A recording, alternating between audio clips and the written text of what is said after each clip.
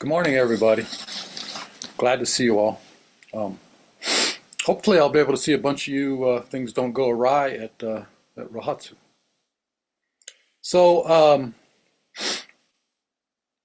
trying to come up with a topic for a talk isn't always easy. If you're, I was kind of busy, I couldn't really think of anything, and I was pacing back and forth in my little office, and I saw this little bonsai pot, and I thought, oh, actually.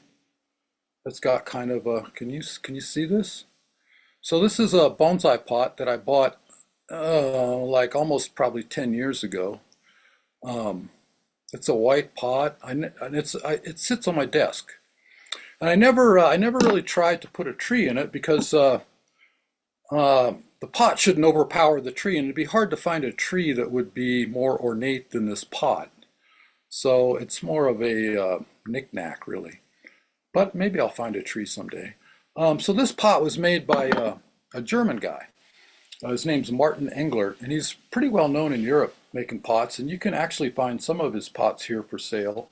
Usually kind of ornate like this, and usually actually fairly expensive. Um, I got this one because, I went up and I saw the kanji on it, and I just wondered, what does that, what's going on with that? What does that mean? And he speaks a little bit of English. I mean, way better than I don't speak any German. So he kept saying, it's Zen, Zen.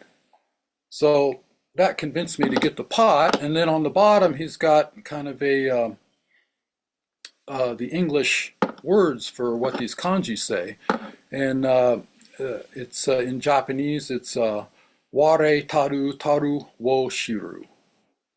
Ware taru tare wo shiru.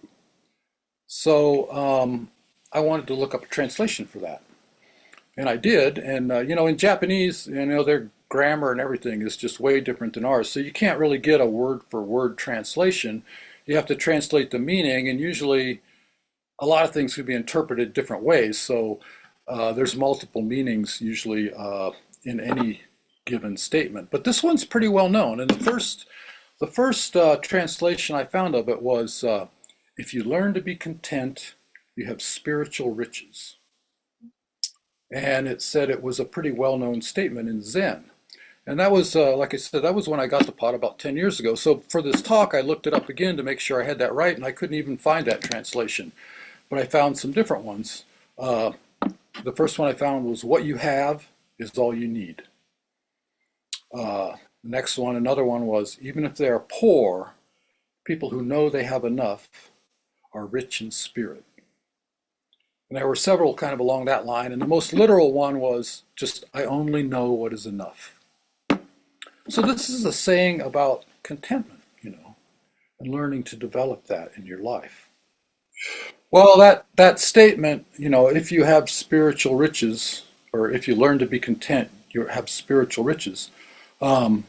It's inscribed around a sukubai, which is a water basin, at Rionji Temple in Kyoto, Japan. Rionji, it's a Rinzai Zen temple that was founded in the 15th century, and it's a World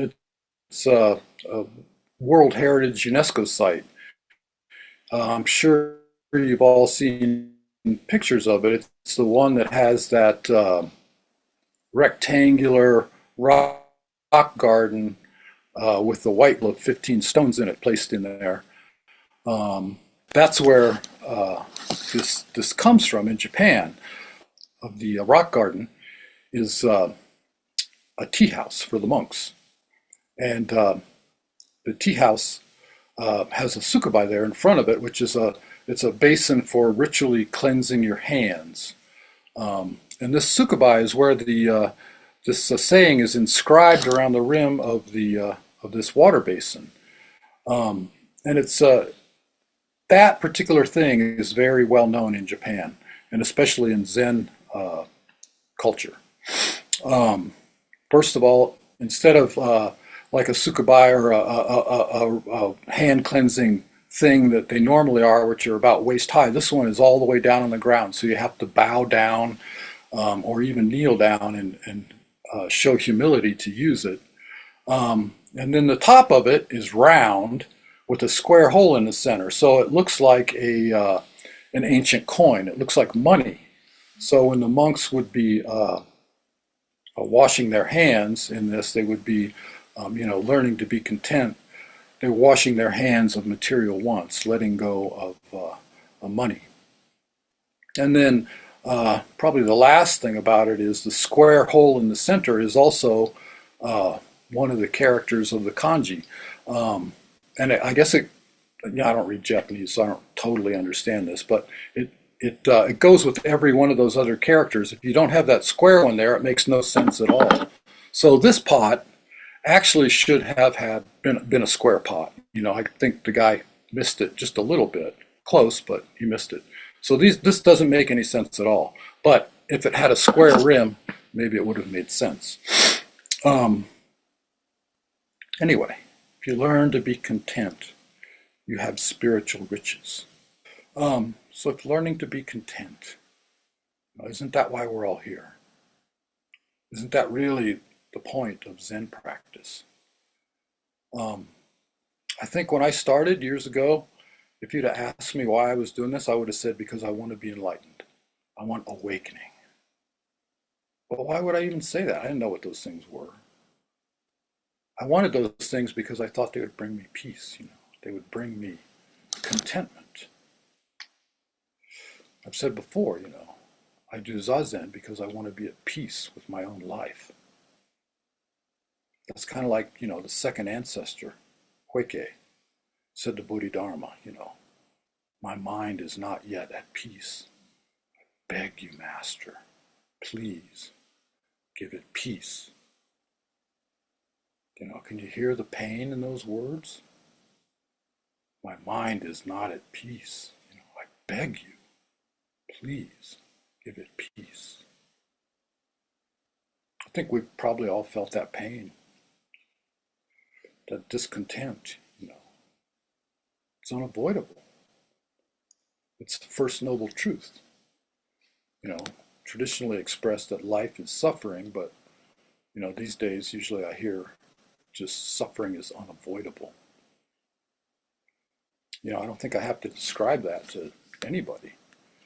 I think we all know it. If there's anyone here that hasn't suffered, please raise your hand and tell me your secret.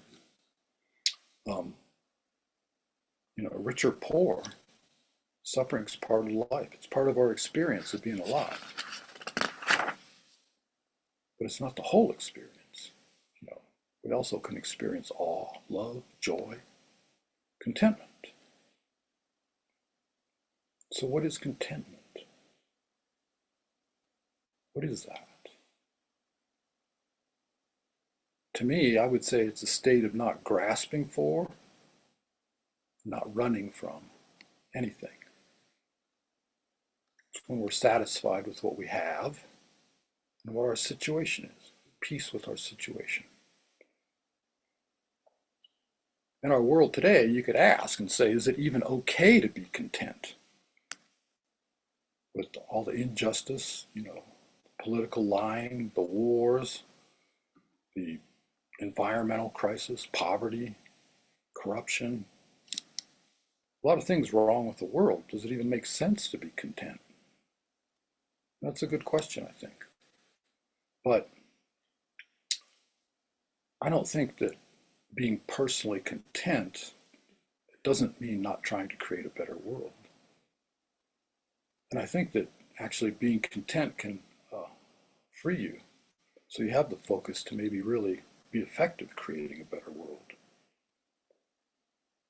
But our physical biology and of course modern marketing tell us that the way to be content is to make sure we have enough of everything, to make sure all our needs are filled, that we have enough money, enough food, good clothes, a good partner, good friends, a good place to live, good job, good health. Then we have nothing else to want, nothing else to worry about. We can be content. But I mean, can we ever have enough? Is that even possible? No. You can have all the wealth in the world, but circumstances can change in an instant, you know. Wealth turns to poverty, health to illness, love to hate. None of those things can reliably provide contentment in a permanent basis. You know, our bodies and minds are made to want, want, want. No matter how much we have, the tendency is always to want a little bit more, which is, you know, biologically helpful. You know, if you're a squirrel, you need to gather a lot of nuts. But there's no automatic shutoff to this. So it's like, I like sex, I like money, and I like it when the sky is sunny. But if you learn to be content, you're spiritually rich. You have spiritual riches. So I would say contentment really is the basic state of our existence. It's ground zero, who we are. If you take away all the grasping, wanting, and aversion from our minds, contentment is what is left. Contentment is what our zazen uncovers and reveals. I remember reading in one of Uchiyame Roshi's writings, might have been Opening the Hand of Thought, but I'm not sure, but he said, Zazen is the practice of taking refuge in this very life. That just really kind of blew me away because I always think of taking refuge as taking refuge from this very life. But he said, no, it's taking refuge in this very life. No, and that's really the practice of contentment, I think. Like Dogen said in Fukan Zazenji, Zazen is the Dharma gate to ease and liberation. But so many things in life tend to pull us away from that. You know, we can get so lost, feel so alienated from who we really are. We have to learn to find our way back to what we already have and who we already are. How do we do that? Zazen, of course. We start by learning to be aware of, let go of our thoughts. You know, an annoying thought or peaceful thought. Just let it go by. Don't follow it. Come back to our breath, koan, the present moment. Come back to our contentment, the contentment we already have.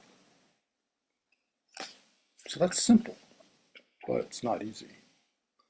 And it's not really a one and done thing, you know, it's a lifelong practice, an everyday, actually an every minute practice. You know, we learn it on the cushion, but way more important than that is off the cushion, you know, in our daily lives, dealing with other people. We need to stay in contact with our basic contentment. Not only do we need to stay in contact with our basic contentment, you know, but America, the whole world needs us to stay in contact with our basic contentment. You know, it seems our social and political and the world situation is getting more and more like gasoline waiting for a match. You know, it's never been more important to have people that can be in conflict without being so reactive. And if we learn to be content, we have spiritual riches. What is that? What are those spiritual riches? I'd say it's this very life. That's the great spiritual treasure. That's the jewel of great price. But we can't really see it or use it if we're distracted by our own discontent. Our minds are lost in worry and confusion. So I'd ask, you know, how does your practice help you find contentment? does it.